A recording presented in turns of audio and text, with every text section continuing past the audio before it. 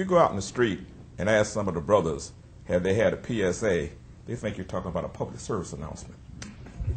I mean, they really don't understand that there is a PSA for the prostate. And we talked about the DRE, the digital rectal exam, and you asked the question, what can you tell a brother so they'll go get it? Tell them a moment of pain for a lot of gain will mean a lot in your life. And if you don't have it, and you let it get outside of your prostate, you're in big trouble. But the doctor didn't really say, well, I'm going to give you a prostate test now. He just kind of said, well, you know, this is part of the checkup. And so... did he do the DRE or the... Yeah, he did the DRE. He did the DRE. You know, so how was that? Well, it wasn't the most comfortable thing in the world, but like I said, because I've been getting a little more educated about the discussions we've been having, you know, I was actually glad I did it. I just think basically is what type of doctor you have. I mean, if, you know, it can be relaxing if you got a lot of grease. And personally, you just have to get a lot of grease and have a very positive mindset and say, come on, doc. So I tell all the brothers, it don't hurt. It really don't hurt. So you just relax and think about the ladies who have to give birth.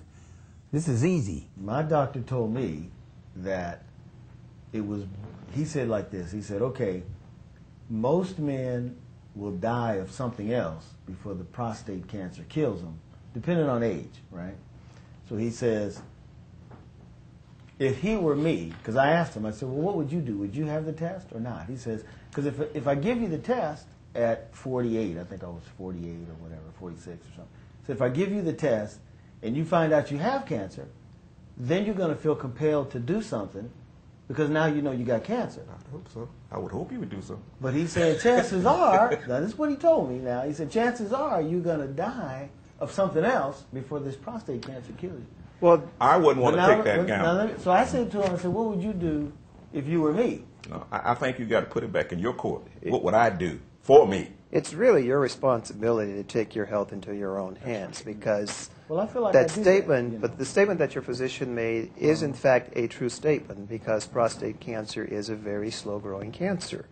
However, getting back to the PSA, prostate-specific antigen, is that it's only an indicator. As I said earlier, the only true test that's going to determine whether or not you have prostate cancer is truly to have a biopsy.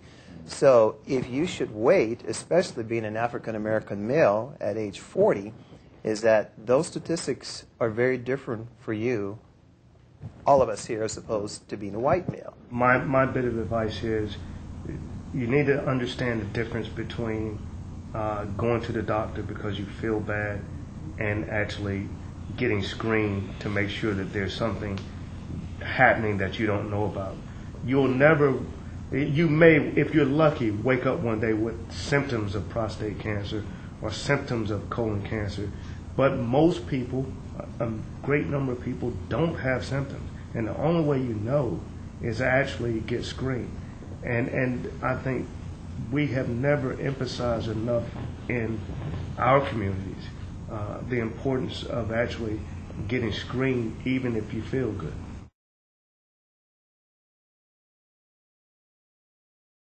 My friend, who is a professor at Maharia, told me that if you're African American and you have a history in your family, that you should be looking at it when you're in your 30s. Yeah.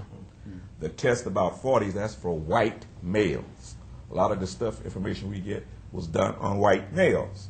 So you need to have the test. I had the test, mine was 5. I had the urologist look at it, and I had been taking PSAs for about 10 years. I'm a lot older than most of you here. And he said, well, it looks like it's been up and down, up and down, up and down. We really don't think you have anything to worry about. I said, doctor, this is no time to think. My dad died of prostate cancer. I insist upon having a biopsy.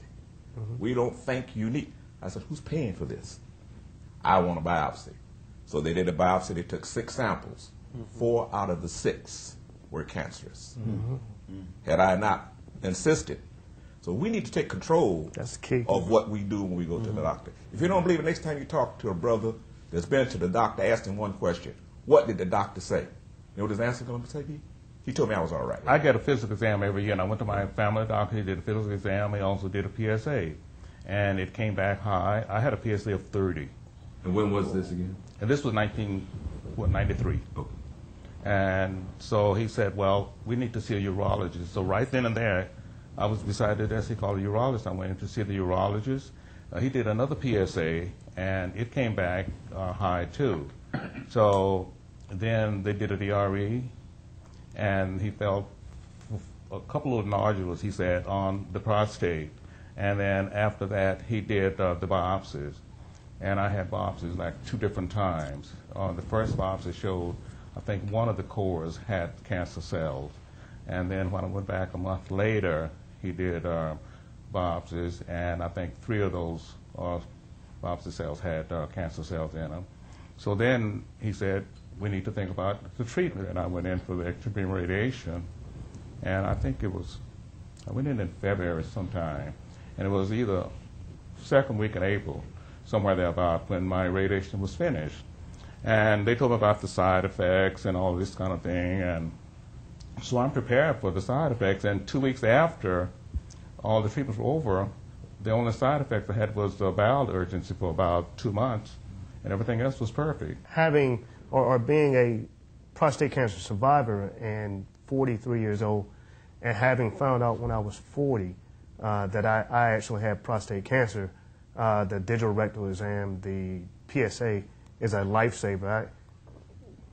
I look at it as, if I hadn't have had it, if I had to let something gotten in the way of me finding out what I don't know about my own health, and waited till they typically tell white males to start getting tested at 50.